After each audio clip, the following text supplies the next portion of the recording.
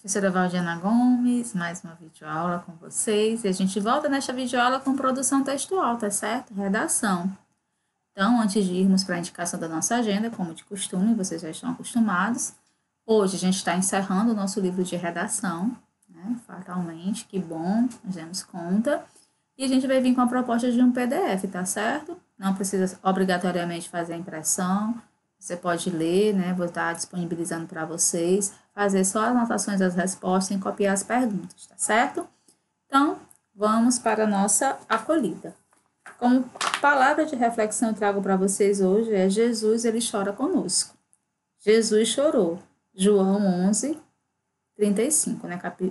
Livro 11, versículo 35. Jesus chora. Ele se senta entre Maria e Marta. Põe um braço em torno de cada uma e soluça. Ele chora com elas. Ele chora por elas. Ele chora com você. Ele chora por você. Ele chora para que saibamos chorar. Chorar não é falta de fé. Olhos lacrimejantes não representam um coração sem fé. A pessoa pode entrar no cemitério convicto da vida após a morte em Jesus Cristo e ainda assim ter uma cratera do tamanho da torre gêmeas no coração. Aconteceu com Cristo. Ele chorou, mas sabia que em poucos minutos veria Lázaro vivo outra vez. E as lágrimas dele dão permissão também. A tristeza pela morte não significa que você perdeu a fé. Quer dizer apenas que você não consegue suportar a ideia de outro dia sem o Lázaro da sua vida. O Jesus que amou entende as lágrimas. Então, pode ficar triste, mas não como aqueles que desconhecem o final da história. Certo? Porque as lágrimas derramadas por Jesus, elas têm um objetivo, que é nos dar o consolo que precisamos, tá certo? Não esqueça disso. Feito isto, aí sim, nós vamos para a indicação da nossa agenda. A gente começa com o acolhimento, depois a correção da atividade da página 166 a 172. Eu faço a leitura do texto em PDF, né, que vai estar disponibilizando, eu estarei disponibilizando para vocês. Se trata de um artigo de opinião, geração do celular. Ok? Feito isto, né, dito isto, vamos agora para o seu livro. Tá bom? Na aula passada, né, eu fiz uma exposição desses aspectos tipológicos, tá bom? Vamos aí. Releia um trecho do texto de opinião da página 158 e 159. Por muito tempo, andar de bicicleta foi considerado uma boa opção de lazer para passeios em parques e bosques, nos finais de semana, ou para se fazer trilhas através das estradas acidentadas longe das cidades. Já andar de bicicleta para ir ao trabalho ou à escola era algo característico, principalmente das cidades pequenas, onde se acreditava que o trânsito era mais calmo e as distâncias podiam ser vencidas com maior facilidade. Atualmente, porém, as bicicletas têm sido utilizadas também nos grandes centros urbanos. Em meio aos congestionamentos, a população e outros problemas decorrentes do crescimento desordenado das cidades, andar de bicicleta parece cada vez mais como alternativa viável de transporte. Nas cidades, a bicicleta é geralmente utilizada para percorrer curtas e médias distâncias, em trajetos como ir e voltar do trabalho, visitar amigos ou fazer compras. Aí, antes de irmos para as questões, vamos só ler esse quadrinho azul aí que está na página, né, bem pertinho do 166. O texto de opinião propõe uma reflexão e um posicionamento em relação a assuntos socialmente relevantes. Por isso, nesse gênero, a tipologia textual predominante é o argumentar. Há nessa tipologia o predomínio de sequências textuais, que indicam a discussão de problemas sociais controversos. Qual é a principal intenção desse texto? Posicionar-se sobre um assunto socialmente relevante, a viabilidade do uso de bicicletas como transporte. Para atingir o objetivo, que recurso o autor utiliza? Argumentos que sustentam seu ponto de vista. Bom, aí vamos para a página 167. Leia a seguir um verbete de dicionário. Linguagem.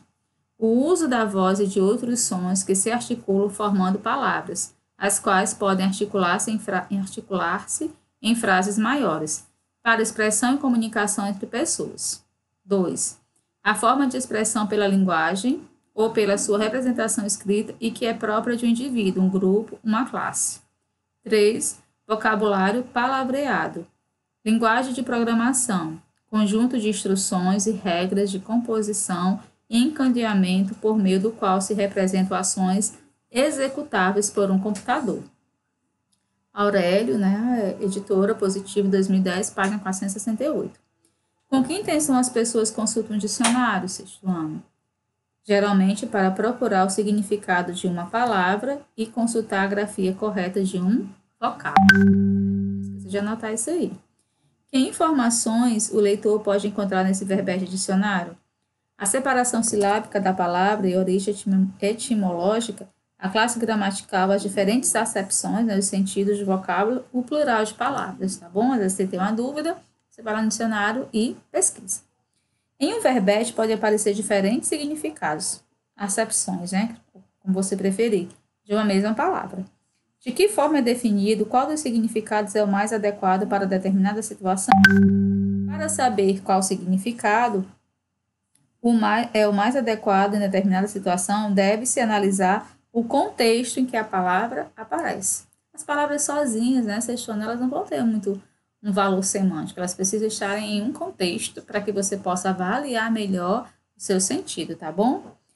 Aí, o verbete dicionário é um gênero textual que expõe ao leitor informações sobre uma determinada palavra, de modo a ampliar os conhecimentos que ele possui. Dessa forma, são recorrentes o uso de definições, enumerações e citações em texto, cujo objetivo é expor o assunto, sem opinar sobre ele. A tipologia textual predominante é o expor.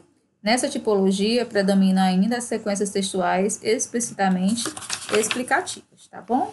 Aí vamos aí para a página 168. Vamos ver o que diz a página 168. Lê agora o trecho de um mini conto, Dom Quixote. Lívio tinha 4 anos e não sabia ainda ler. Se pelo menos eu tivesse uns brinquedos legais, foi até a cozinha, abriu o armário embaixo da pia. No meio das panelas apareceu um homenzinho. Lívio, vamos brincar? Lívio disse que sim. O homenzinho deu para Lívio uma tampa de panela. Segure isso. É um escudo. Foi buscar numa gaveta uma colher de pau. Tome a sua espada, meu rapaz. Uma panela pequena serviu direitinho na cabeça de Lívio. Pronto, esse será o seu elmo. Elmo? É uma espécie de capacete. Coragem. Pronto para a batalha? Faltava o cavalo. Uma vassoura na área de serviço deu conta do recado. Lívio levou a maior bronca quando quis acertar o ventilador com a colher de pau. Estava brincando que era um gigante, mamãe. Foi o homenzinho quem disse. Mas àquela altura, o homenzinho já tinha se escondido no meio de uns livros na estante da sala. O nome do homenzinho, você sabe, era Dom Quixote. Coelho, Marcelo, né? Marcelo Coelho, Dom Quixote, Folha de São Paulo, 12 de fevereiro de 2005, folhinha, página 8. Nesse texto, as emoções do livro com Dom Quixote são divididas com o leitor. Qual o acontecimento do texto mais lhe chamou a atenção? O que mais lhe chamou a atenção? Você vai escolher a maneira como ele apareceu, a sugestão que ele deu para brincar, o próprio convite, o fato do menino não ter achado estranho e ter aceito o convite, né? Essa história é construída de modo a criar um clima de fantasia, sonho, que elemento no texto ajuda a construir esse clima. O aparecimento do homenzinho, né? Dom Quixote. A utilização dos objetos de cozinha como instrumentos de defesa e auxiliando nas aventuras, tá certo? Aí vamos aí para a página 169. Identifique no texto alguns elementos que ajudam na construção da narrativa. Narrador. A história é contada por um narrador observador. Personagens. Lívio, Dom Quixote e a mãe de Lívio. Espaço. Casa de Lívio. Tempo. Não há especificação exata de quando esses fatos ocorreram. Aí o enredo, né? Você vai colocar aqui um pouco o resumo desse enredo, olha aí. Lívio, menino de 4 anos, queria brincar, mas não tinha brinquedos legais, até perceber, com a ajuda do personagem Dom Quixote, que os utensílios domésticos de sua cozinha podiam se tornar brinquedos se ele usasse a sua imaginação. Então, o enredo ele tinha esse objetivo, de estimular a imaginação.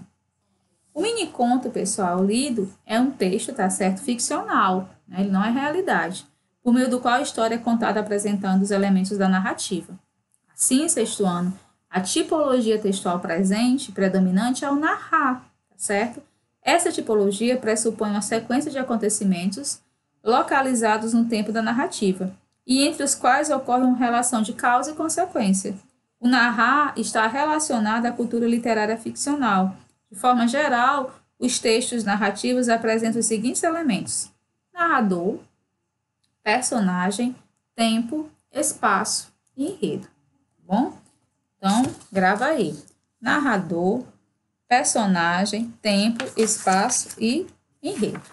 Aí vamos para a página 170, né? Descrever ações. Leia a seguir uma receita culinária, né? A gente pede aí para que você leia uma receita culinária. Cocada de coco verde. Ingredientes: 2 xícaras de água de coco fresco, 1 kg de açúcar cristal, coco ralado de 2 cocos verdes, cravo da Índia. Numa panela de fundo grosso, coloque a água de coco e açúcar, os cravos e mexa um pouco. Leve ao fogo e deixe ferver. Adicione o coco ralado e cozinhe em fogo alto, por aproximadamente 20 minutos. Mexendo de vez em quando, o ponto será atingido quando a mistura ficar cremosa. A. Qual é o objetivo de uma receita culinária, sexto ano? Orientar sobre como preparar um prato. Qual é o objetivo de cada parte da receita? A primeira, os ingredientes. Mostrar o que será necessário para a elaboração da cocada. E a segunda, orientar o leitor sobre como fazer a cocada, que é um passo importante. Em qual parte da receita há predominância de formas verbais que orientam as ações do leitor na preparação do prato? No modo de fazer, coloque, mexa, leve, deixe, adicione e cozinhe. Aí nós vamos para a página 171. A. Marcos Fontes relata aspectos sobre a vida no espaço e as reações do corpo. São reações positivas ou negativas? Negativas, Você viu aí no relatar, que é um trecho sobre um dia na vida do astronauta Marcos Pontes. Marcos Pontes está em órbita, causa quais reações no corpo humano? Causa enjoos, E por que enjoos, desorientação? Por quê? Porque a aceleração da circulação sanguínea, distensão da coluna vertebral, essas reações ocorrem em razão da ausência da gravidade e por totalmente novo. Verdade? Aí nós temos aí, a página 172. Aí a gente vai dar apenas uma retomada, nessa página 172, que pede aí para vocês, Com os textos lidos, podemos conhecer um pouco sobre aspectos tipológicos comuns aos gêneros textuais apresentados no dia a dia. Observe a tabela a seguir, que mostra alguns gêneros textuais agrupados de acordo com a tipologia, Aí você vai colocar aí, você vai ler o argumentar, o expor, o narrar, o descrever ações e o relatar. Aí a gente vai ter como exemplo de texto argumentativo, texto de opinião, o diálogo argumentativo, carta do leitor, carta de reclamação, debate regrado, tá certo?